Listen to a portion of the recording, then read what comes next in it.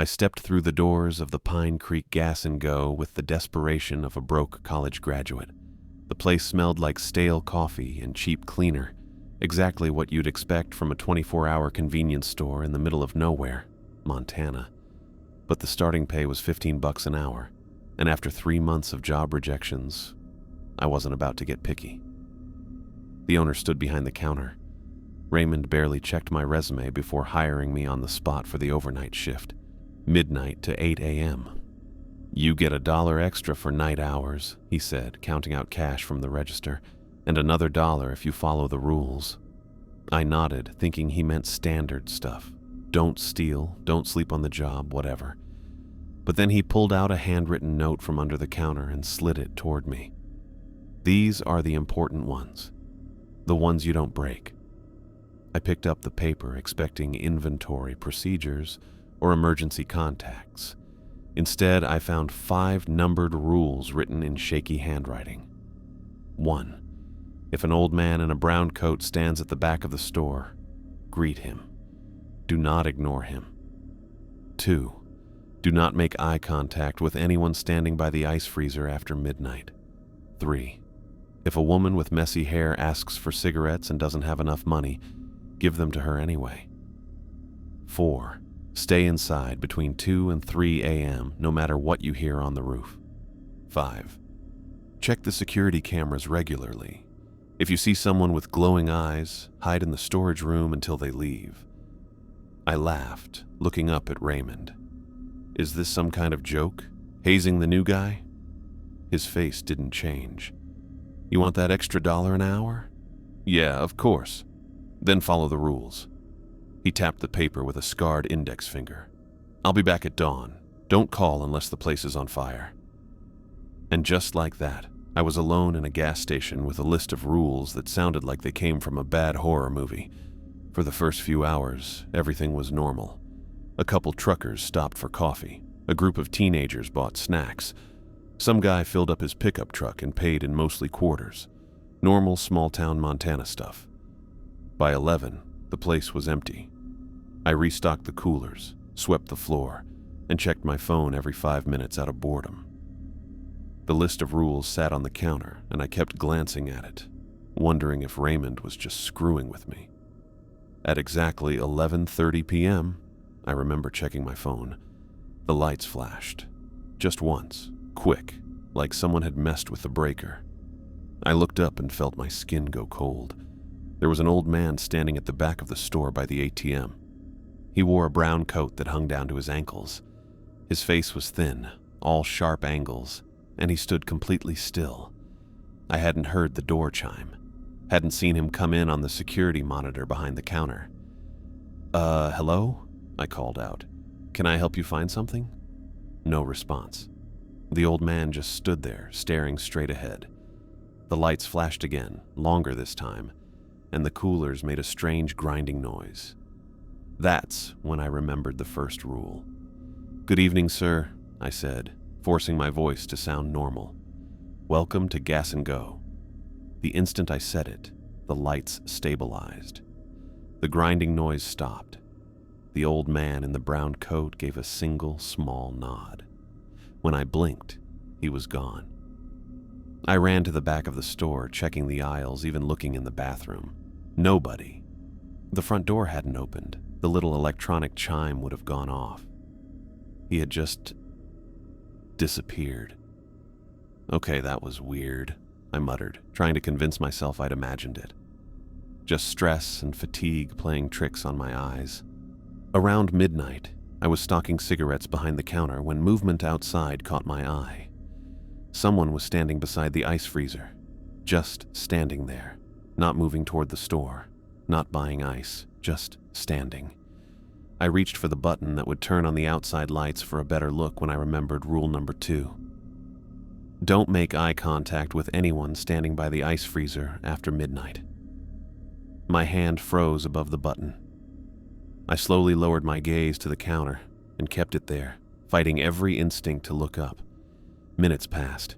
Every so often I would catch a glimpse of movement in my peripheral vision, like whoever it was had changed position, but I kept my eyes down.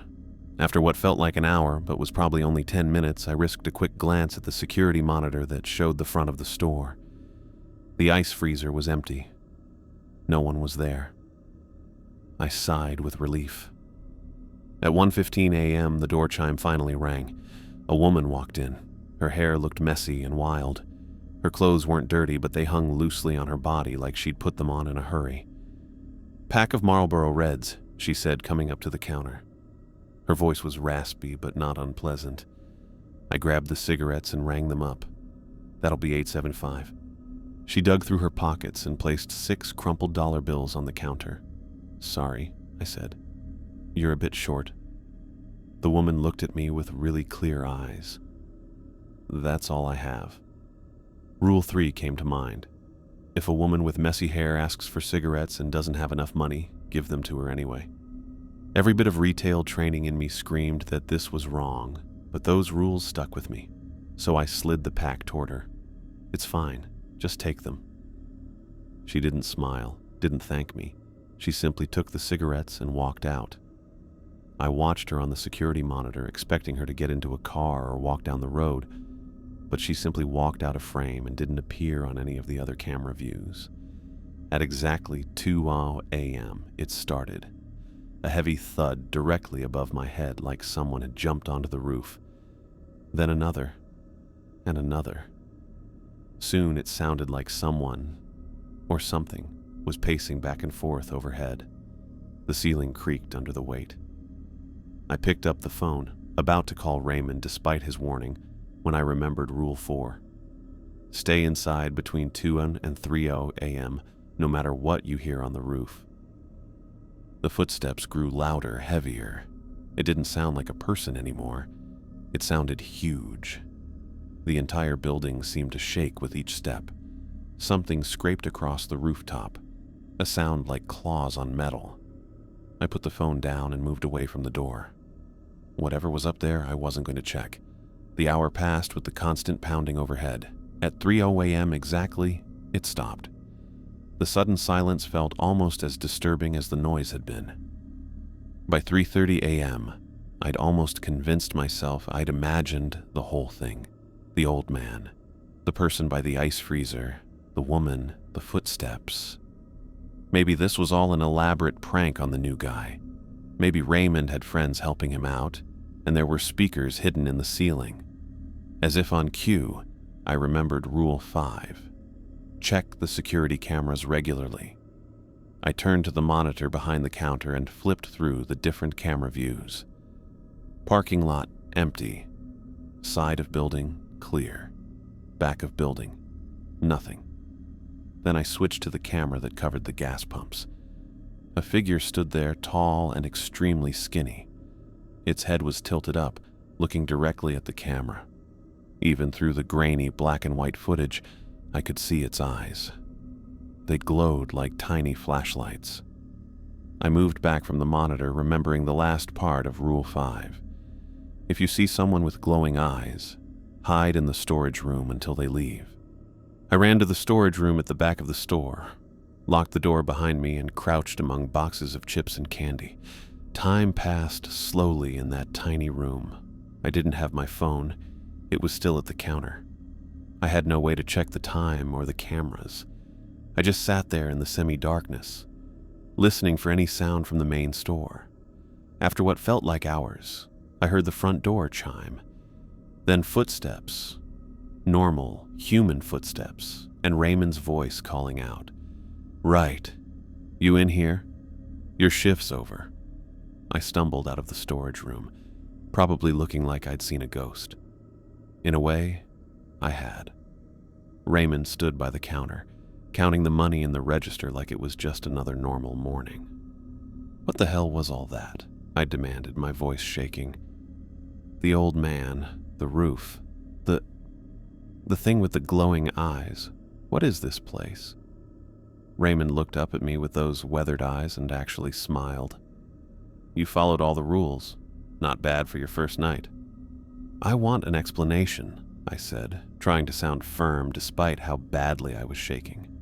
"No, you don't," he replied, still counting bills. "What you want is to forget about it, but you won't." He finished with the register and looked at me directly. "So, will I see you tomorrow night?"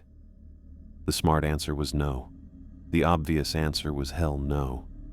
I should have walked out and never looked back, but my bank account was empty. My rent was due in a week, and honestly, under all that fear was something else. Curiosity. "Yeah," I said, surprising myself. "I'll be here." Raymond nodded like he'd expected nothing else. "Good. Same time. Don't be late." I walked out into the morning sunshine, trying to make sense of what had happened. Part of me hoped it had all been some kind of hallucination from being tired. But even in the Montana air and bright daylight, I couldn't forget what I'd seen. I'd be back tonight. I'd follow those rules again. And maybe eventually I'd get some answers. But one thing was clear. The Gas and Go in Pine Creek was more than just a convenience store, and I had somehow become part of whatever was happening there. I walked back into the Gas and Go for my third night shift, with a weird mix of feeling scared and ready to face whatever happened.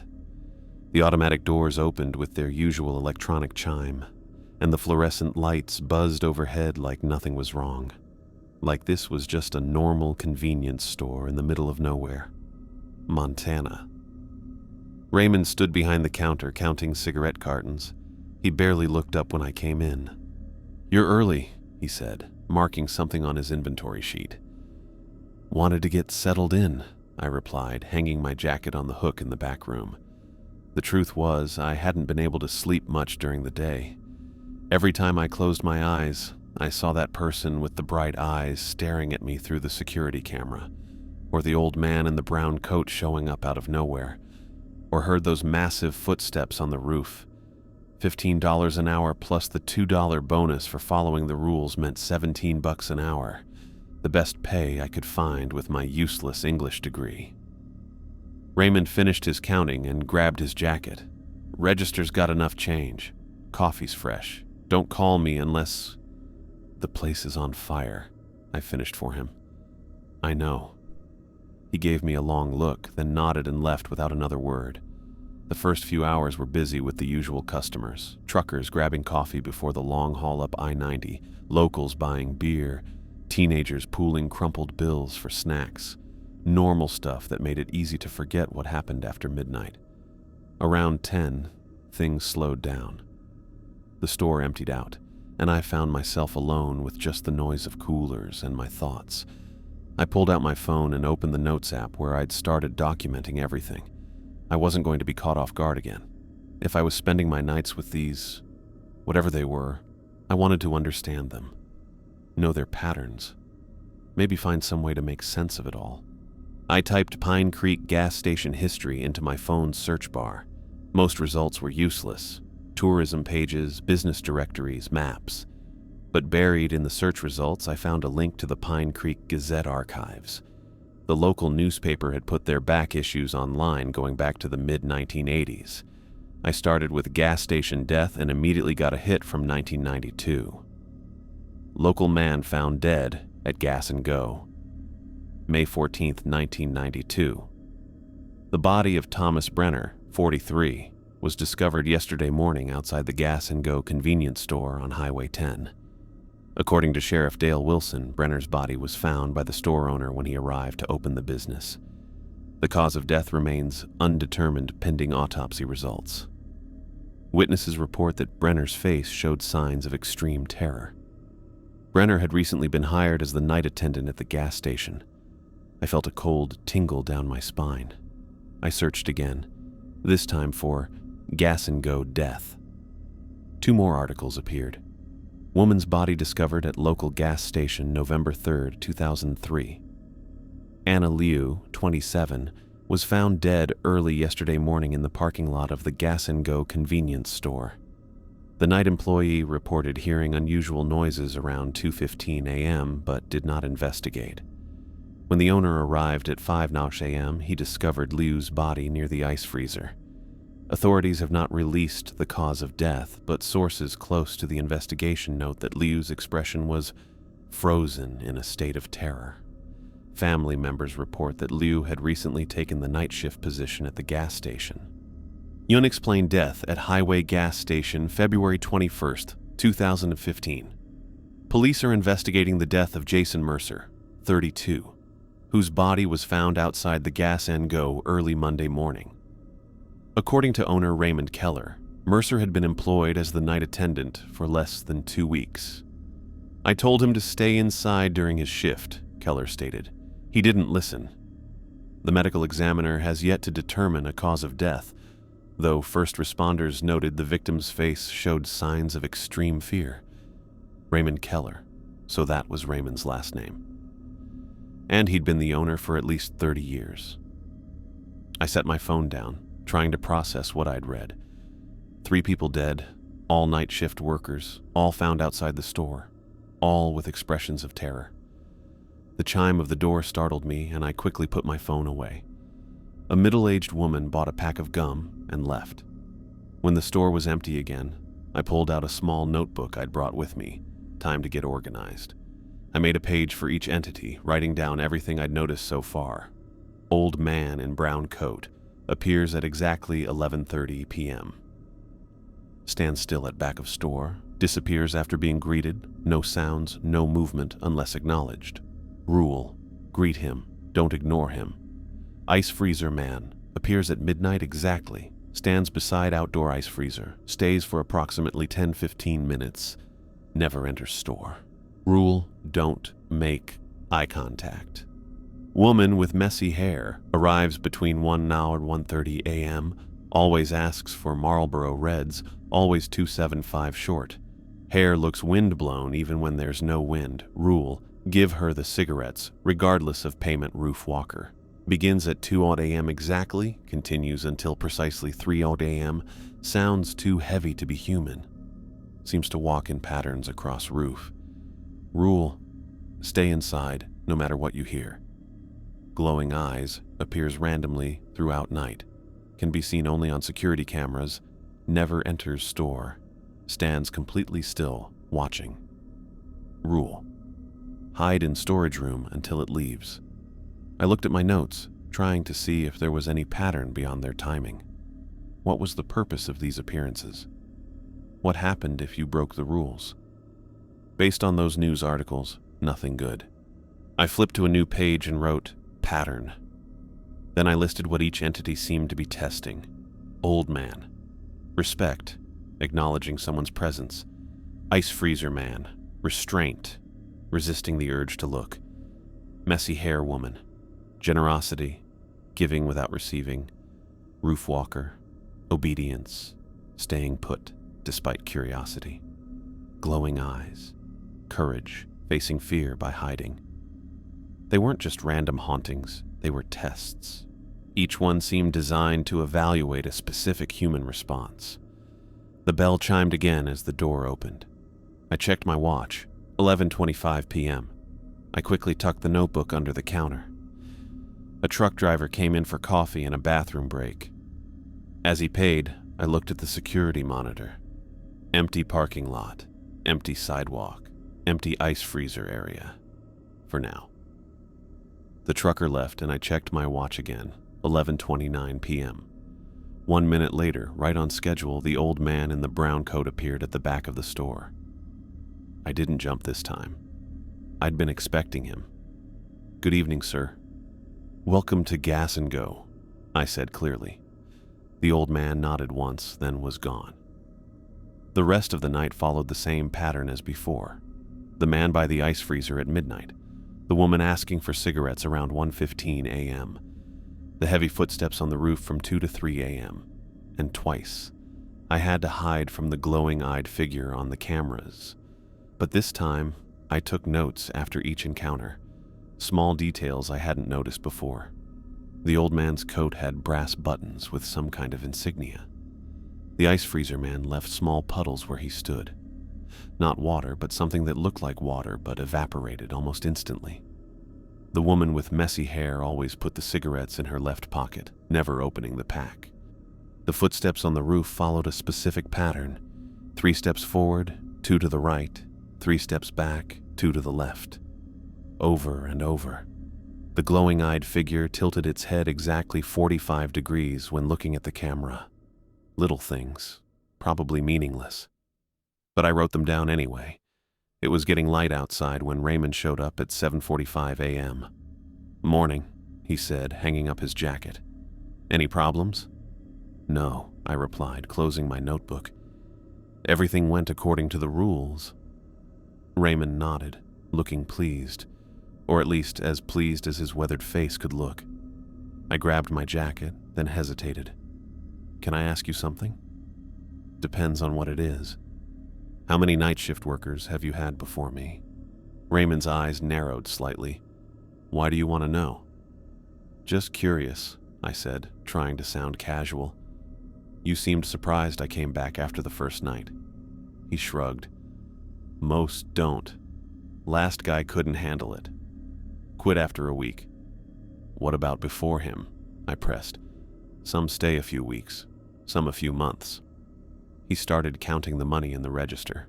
"Ones that follow the rules tend to last longer, and the ones that don't follow the rules." Raymond's hands stopped moving. He looked up at me with those weathered eyes. "They don't tend to last at all." The way he said it sent a chill through me. "Get some sleep, right?" he said, returning to the register. "See you tomorrow night." I nodded and went for the door. As I passed behind the counter, something caught my eye. A small square outline in the floor that didn't quite match the rest of the linoleum. I'd never noticed it before. It looked like a trapdoor. I looked at Raymond, but he was busy with the register, his back to me. The door would have to wait. But tomorrow night, when Raymond left and before any of the entities showed up, I was going to find out what was under that trapdoor. I arrived at the Gas and Go an hour before my shift started. The sun was low in the Montana sky, making the mountains look orange and purple. Raymond's truck wasn't in the parking lot. Good. I needed time alone with that trapdoor. "You're early again," said Diane, the evening shift cashier. She looked tired, dark circles under her eyes from juggling this job with community college classes. "Raymond just left about 20 minutes ago. Said he had to pick up supplies and billings." "Perfect. That meant he wouldn't be back until much later." "Just eager to start," I said, trying to sound casual. "Why don't you head out? I can take over." Diane didn't need to be told twice.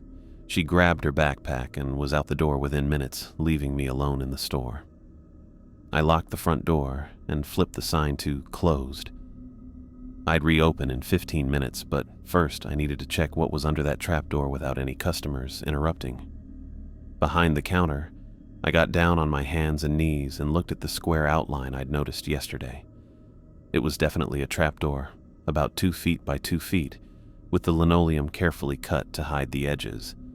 There was no handle, but when I pressed one edge, the opposite side lifted slightly. I grabbed the raised edge and pulled. The door came up with a soft creak, showing a small storage space beneath the floor. It wasn't deep, maybe 2 feet, but it had just one thing inside, a leather-bound journal that looked decades old. I took the journal out and put it on the counter. The leather was cracked and worn smooth in spots from years of use. There was no title on the cover, just a simple symbol that looked like a circle with a vertical line through it. When I opened it, a slip of paper fell out. A Polaroid photograph showing a younger Raymond standing in front of the Gas and Go. The store looked almost identical, except for an old-style gas pump visible at the edge of the frame. The photo was dated August 1972. The first page of the journal had an inscription: "To whoever finds this, follow the rules. Your life depends on it. JK." I turned to the next page and started reading. The entries began in 1972, written in clear handwriting, August 15th, 1972. First night at the new job. "Mr. Keller says I need to follow specific rules during the night shift. They sound crazy, but the pay is good. An old man in a coat appeared out of nowhere tonight. I nearly had a heart attack until I remembered to greet him. Raymond." Raymond? This was Raymond's journal from when he first started working here. I flipped forward through the pages, reading entries. September 3rd, 1972. The woman came again for cigarettes, always short on money, always the same brand. I've started keeping track of their appearances. They follow patterns. Mr. Keller says that's how we know they're not human. October 21st, 1972. Full moon tonight. Mr. Keller warned me they would all come at once. He was right. The most terrifying night of my life. But I survived by following every rule to the letter. December 10th, 1972. Found Mr. Keller's body this morning.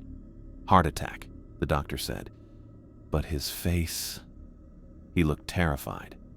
The store is mine now. The lawyer had the papers ready, like Mr. Keller knew this was coming. With ownership comes responsibility.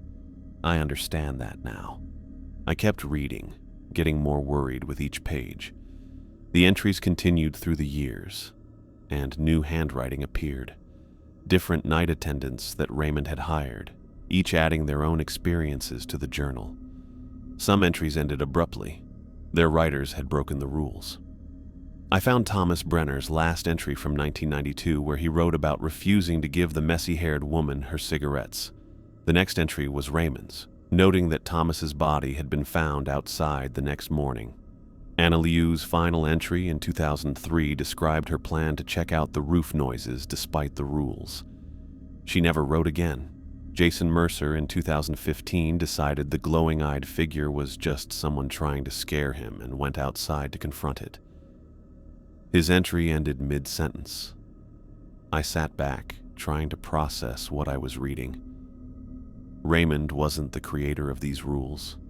He was just continuing them, just as Mr. Keller had been before him and someone else before that. According to the journal, the gas stations sat on what several writers called a thin spot, a place where the boundary between our world and something else had worn thin. These things weren't simply monsters, but tests, making sure humans respected the boundary. One writer from the 1980s had drawn diagrams of the gas station, marking energy patterns and key points. The store itself sat at the center of these patterns, serving as a kind of anchor. I checked my watch, 11:15 p.m. I needed to reopen the store. I carefully placed the journal back in its hiding spot and closed the trap door, making sure the linoleum lined up properly.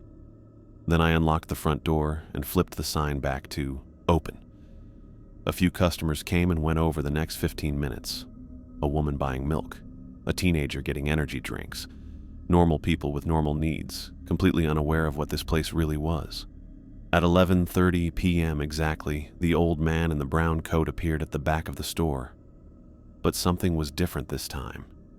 He stood in the same spot, wore the same coat, but his eyes seemed more alert, like he knew I'd read the journal. "Good evening, sir. Welcome to Gas and Go," I said, keeping my voice steady. The old man looked at me a little longer than usual before nodding. Then, instead of leaving right away, he turned his head slightly, looking toward the counter where the trap door was hidden, before he left. He knows, I thought. At midnight, the man by the ice freezer showed up right on time. I kept my eyes down, but took quick looks at the security monitor. He seemed to be standing closer to the window than before, his face turned directly toward the camera. The woman with messy hair came in at 1:17 a.m. She asked for her Marlboro Reds as always, but when she placed her money on the counter, still $2.75 short, she spoke again. "You learn fast," she said, her voice low but clear. "Not everyone does." I pushed the cigarettes toward her, trying to hide my surprise. What else should I know? She took the pack and tucked it into her left pocket without opening it, just like all the other nights. "The moon fills tomorrow," she said, looking at me with those startlingly clear eyes. "Be ready." Then she walked out, disappearing from the camera feeds as usual. The heavy footsteps on the roof came at 2 a.m., but they sounded heavier tonight, shaking the ceiling lights. The pattern was the same, 3 steps forward, 2 right, 3 back, 2 left, but each step hit harder, like it was trying to get my attention. At 3:17 a.m., the figure with glowing eyes showed up on the security cameras by the gas pumps. But instead of just standing still like other nights, this time it raised a really long arm and pointed right at the store before I ran to hide in the back room. When Raymond got here at 7:50 a.m., I had a bunch of questions ready. "Morning," he said, hanging up his jacket. "Everything normal last night?" I considered my options. If I admitted to finding the journal, what would he do? But if all the entities knew I'd read it, Raymond probably did too. "Found the journal," I said simply, watching his reaction. Raymond froze for a second, then continued counting the money in the register as if I hadn't said anything remarkable. "Figured you might," he finally replied. "Smart kid like you, noticing details." "Why didn't you tell me about the full moon?" I asked. He looked up, his weathered face unreadable. "Because most don't make it that far. No point explaining Rule 6 when you might break 1 through 5. What happens during the full moon?" Raymond glanced at the calendar on the wall, then back at me. "They all come at once. All 5 of them, all night. It's a test." He paused. "The final test." "A test for what?" "Get some sleep, right?" he said, turning away. "You'll need it for tomorrow night." I left the gas station and walked to my car, the morning sun not helping with how cold I felt. According to the journal, the full moon was when the boundary between worlds was at its thinnest, when all the entities gathered to check out the human guardian. I checked my phone's calendar app. Full moon tomorrow night, just as Raymond and the journal had said, what the woman with messy hair had warned me about. As I drove home, I couldn't shake the feeling that I'd been led here for a reason, that my desperate search for any job that would hire a broke English major had been guided by something more than just luck. Tomorrow night would tell me if I was right. The afternoon sun came through my apartment blinds as I laid out the items I got. A container of salt, iron nails from the hardware store, and 3 bundles of dried sage. The journal had mentioned these as protective measures that previous attendants had used during full moon nights. I didn't know exactly how to use them, but the entries suggested creating barriers at doorways and windows with the salt, placing iron nails at the 4 corners of the building, and burning the sage to purify the air. It all sounded like superstitious nonsense. But then again, so did the existence of 5 supernatural entities that haunted a Montana gas station.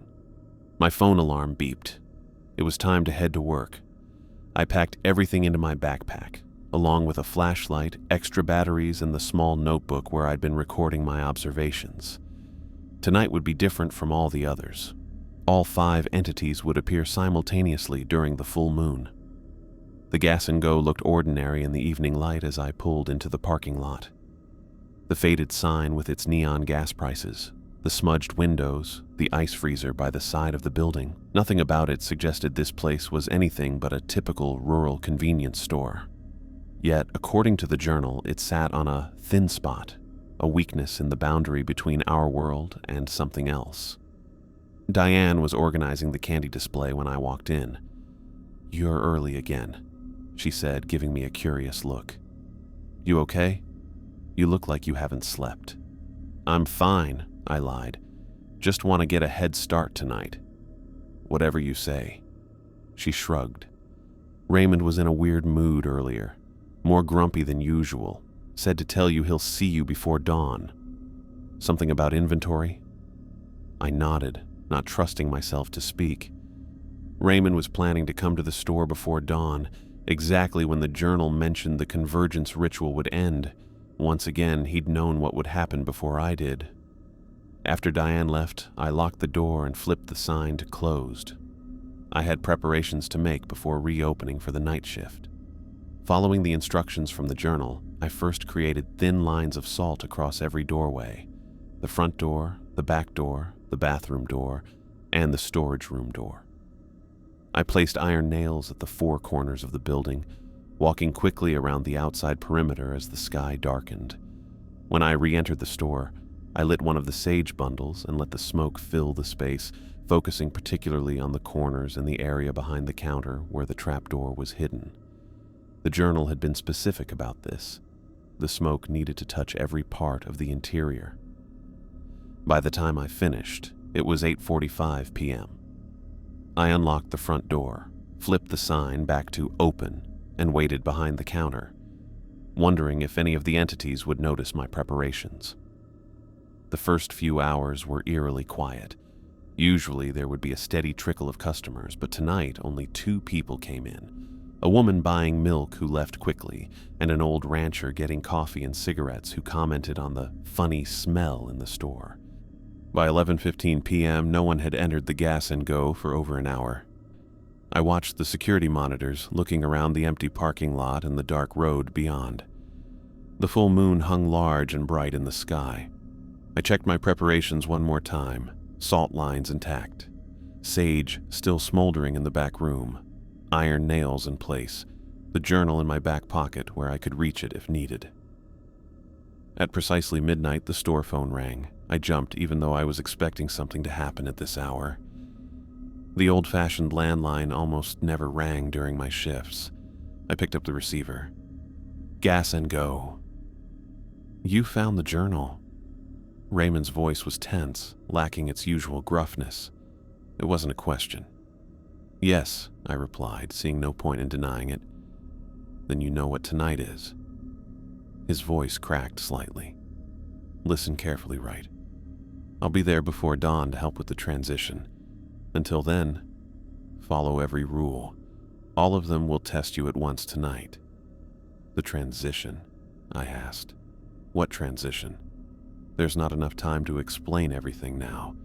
Just know that I've been waiting for someone like you. Someone who pays attention. Who sees the patterns. He paused. Someone who can take my place. Before I could ask another question, Raymond continued. They're about to arrive.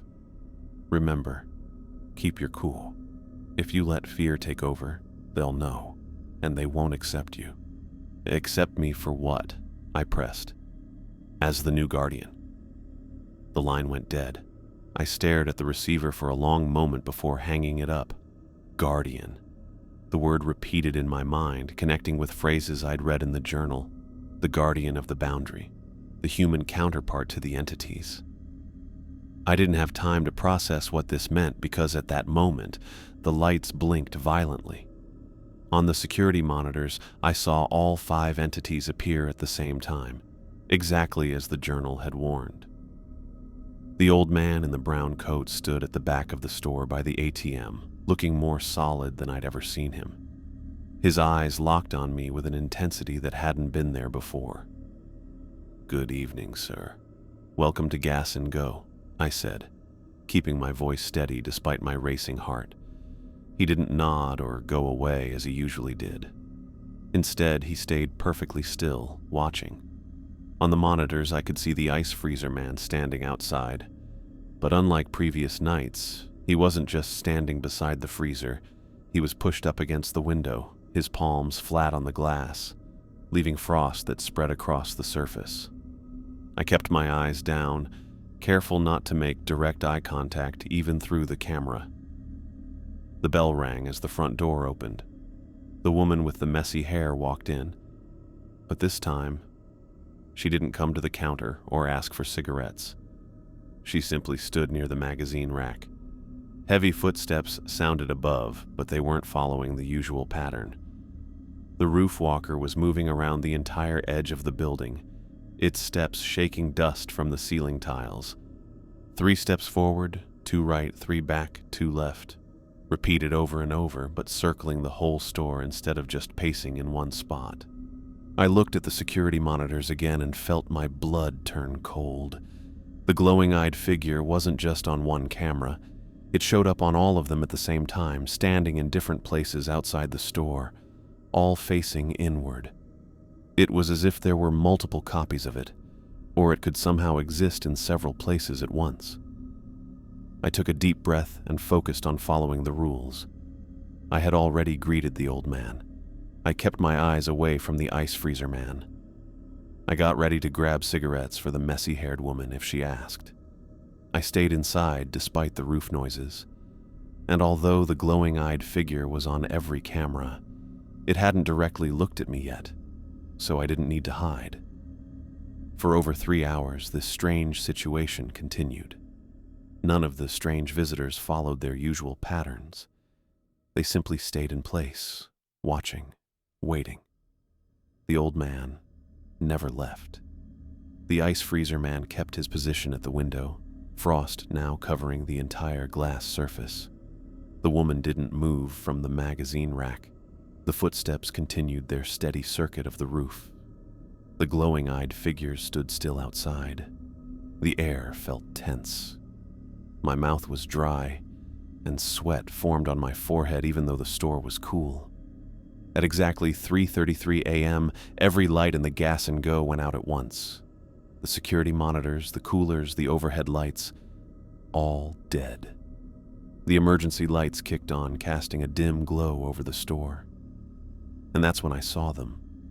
Symbols on the floor that had been invisible before. They glowed with a faint blue light, forming complex patterns that spread out from beneath the counter where the trapdoor was hidden. The markings looked very old, some resembling strange letters, others like math equations, all connected in a complex design that covered the entire floor. The journal had mentioned this, the convergence ritual.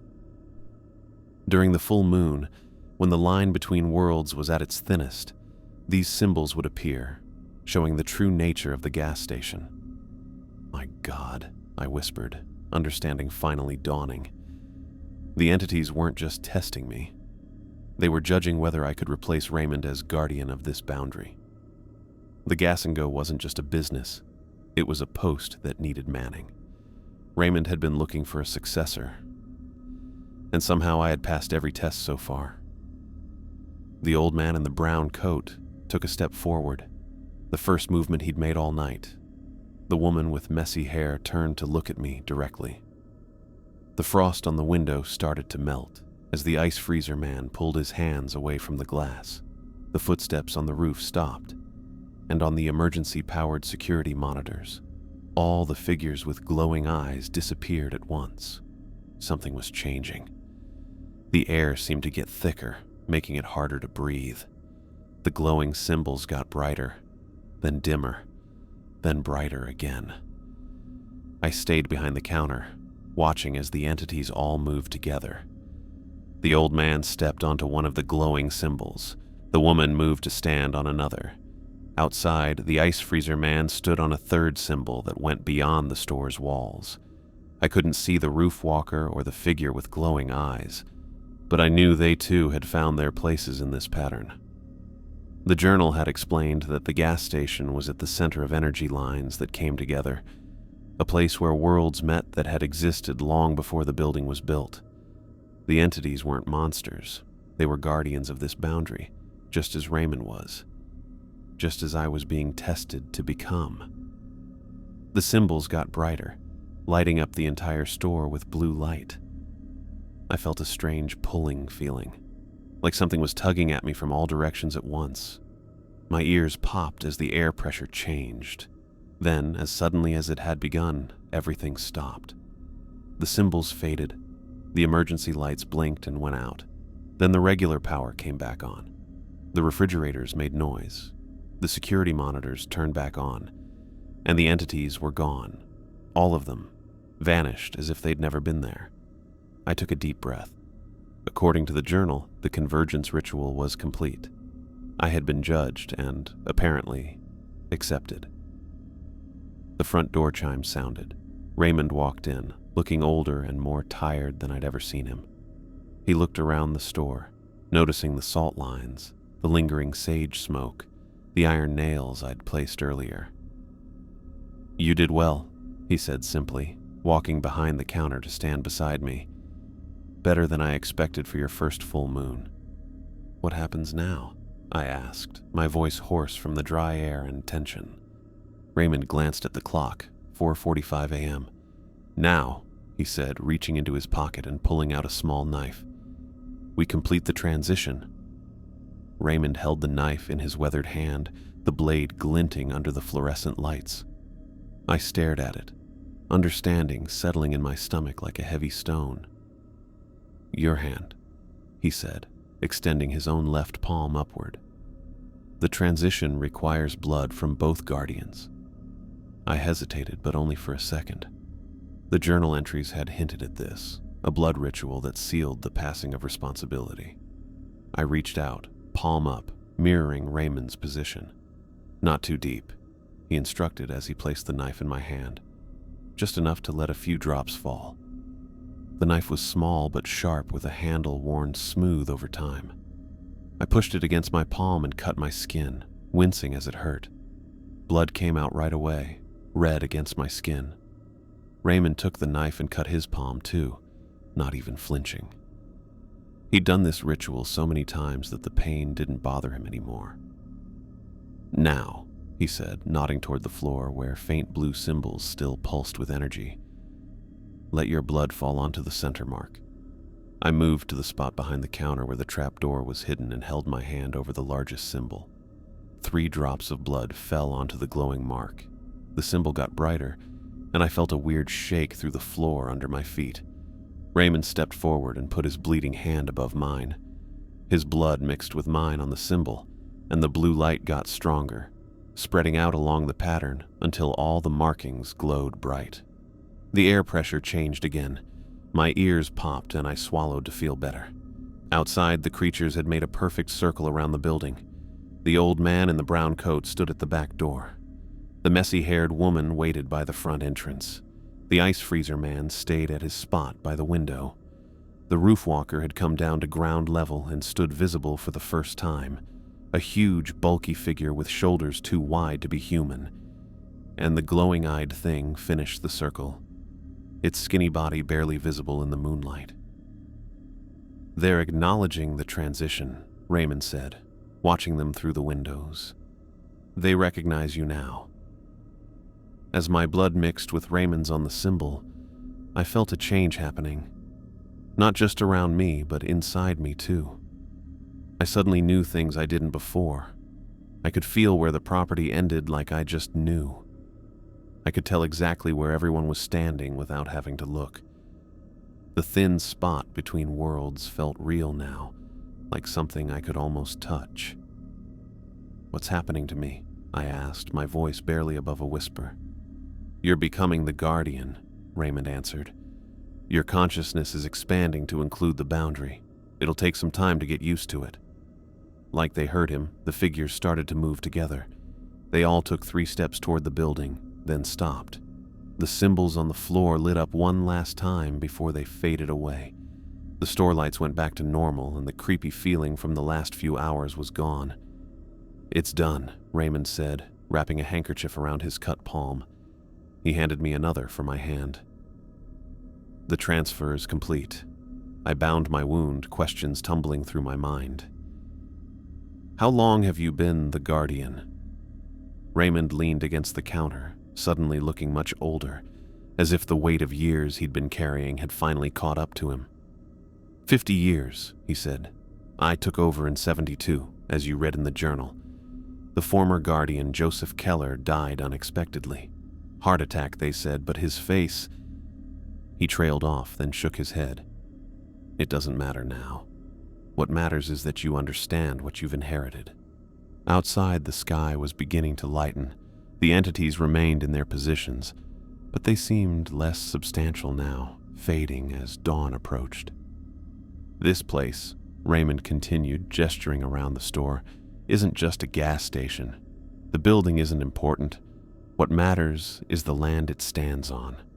This is a crossroads between worlds, a thin spot in the boundary that separates our reality from something else. The indigenous people knew about it long before settlers arrived. They left warnings in the form of rock carvings up in the hills." "And the entities?" I asked. "What are they exactly?" "Guardians, like us, but from the other side. They test humans who work here to ensure we respect the rules. The rules maintain the boundary, keep it from weakening further." Raymond paused, watching as the first rays of sunlight crept over the eastern mountains. "They weren't always as structured as they are now. The rules evolved over time, created by guardians who noticed patterns, who learned what appeased them. As the sunlight touched the gas station, the entities began to fade more rapidly. The old man in the brown coat was the first to disappear, simply blinking out of existence. The woman with messy hair turned and walked behind the building, never emerging on the other side. The ice freezer man disappeared quickly. The roof walker sank into the ground, and the glowing-eyed figure simply turned its back and seemed to step into a gap in the air that closed behind it. "They'll return tonight," Raymond said, "and every night. Their appearance, their behavior, it's all part of maintaining the balance. If the rules aren't followed, the boundary weakens, and if it weakens too much..." He left the sentence unfinished, but I understood. The consequences would be dire. Raymond pulled a set of keys from his pocket and placed them on the counter. "These are yours now. The master key to the gas station, the storeroom, and the apartment upstairs." Apartment? I hadn't noticed any living space above the store. Small place above the back room. Nothing fancy, but it's part of the property. No rent, no mortgage. The deed transfers to you as part of the guardianship. My lawyer will handle the paperwork today. I picked up the keys. Why me? I finally asked the question that had been bugging me since that first night. Of all the people who could have walked in here looking for a job, why did you hire me? Raymond almost smiled. You think it was chance that brought you here? To this specific gas station in the middle of nowhere, Montana? He shook his head. I put out the word that I needed someone. Not through regular channels, I just reached out. The boundary does the rest. It calls to those who can serve it. You felt like you had to apply here, right? Something pulling you to this place even though it made no logical sense. I nodded slowly, remembering how I'd driven past 3 other gas stations advertising help wanted before stopping at this one. Something about the faded sign and the quiet made me stop. That's the boundary recognizing a potential guardian, Raymond explained. It's been happening for centuries. Long before this was a gas station, it was a trading post. Before that, just a marked spot on indigenous trade routes. The boundary has always needed a human counterpart, someone to maintain the rules, to serve as intermediary. He looked out the window at the day getting brighter. I'll stay for a week to help you settle in, show you how to manage the business side of things, introduce you to the suppliers, that sort of stuff. The real job, the guardianship, you've already begun learning. I thought of all the entries in the journal, the collected knowledge of past guardians. What about the rules? Do they ever change? They can, Raymond said.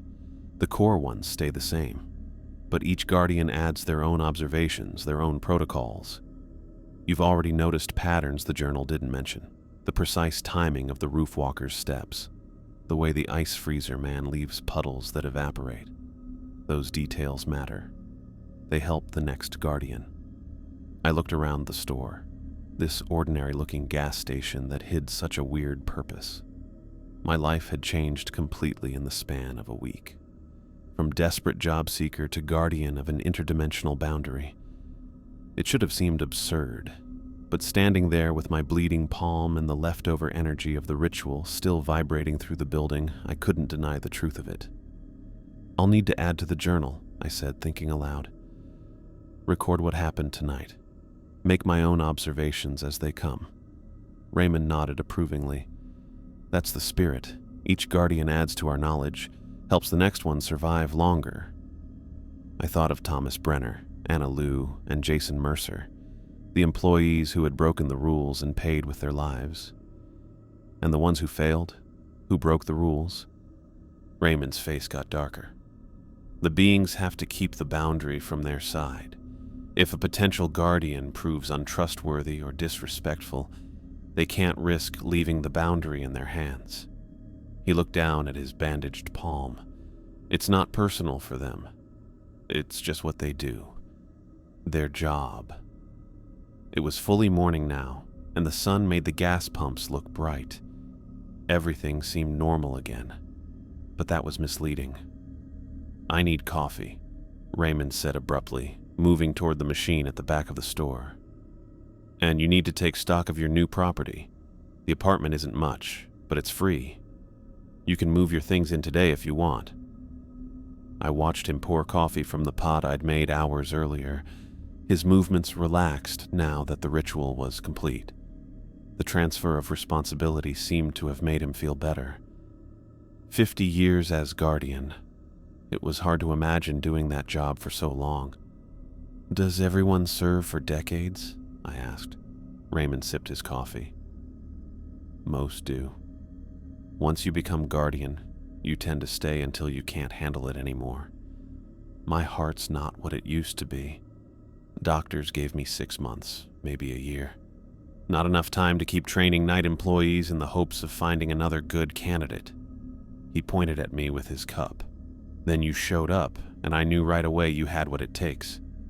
I felt proud that he picked me, but also nervous about the responsibility. I was really curious about the boundary and whatever it was that needed guarding. So I maintain the rules, monitor the boundary, and eventually find my own replacement, I summarized. "That's the job," Raymond confirmed. "Though with any luck, you'll have decades before needing to worry about that last part." He finished his coffee and set the cup down. "Come on, I'll show you the apartment. Then we can start going through the paperwork. There's a lot to transfer." As I followed Raymond to the back of the store, I realized this new job meant I was joining something much older than I thought. People had been working here for hundreds of years, dealing with these weird creatures and figuring out how to handle them. It felt good knowing I wasn't the only one who'd had to learn all this strange stuff. The Gas and Go was more than just a job now. It was my thing to take care of. Something brought me here, and now I got why. I wasn't just some random person who needed work. I belonged here. As the new person running Pine Creek Gas and Go, I needed to learn everything Raymond could show me about this normal-looking store that did some pretty weird stuff.